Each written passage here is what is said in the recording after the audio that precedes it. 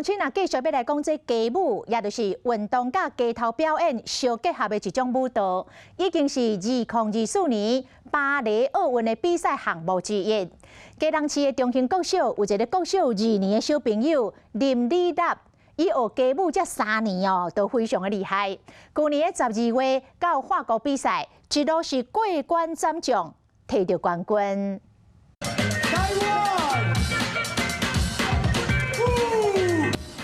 表演高难度动作完全拢唔惊，现场拢是话休声。伊叫娜娜林李立，来自台湾，今年7岁天才小舞者。林李立进前去法国参加街舞比赛，头一轮对着乌克兰的囡仔，对方一开始就用地板动作甲进攻，伊嘛不甘示弱，伊连续大风车的动作应战，经过2回合的激战了后，进入下一轮。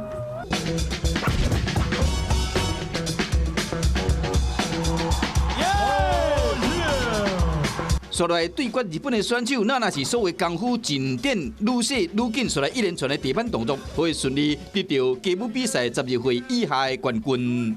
在舞台顶成绩的表现，让人想袂到讲娜娜敢若小学2年级。从几岁开始学？5岁，但是我已经练3年了，因为跳舞很帅。就爸爸带他练啊，到处去练啊。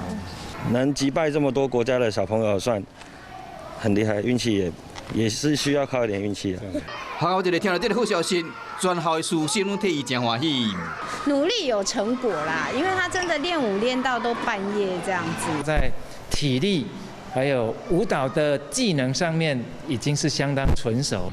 小小年纪都唔惊，各国的歌手伫国际比赛摕到冠军，娜娜我靠家己的拍拼，拍出一片天，嘛变成真真正正的台湾之光。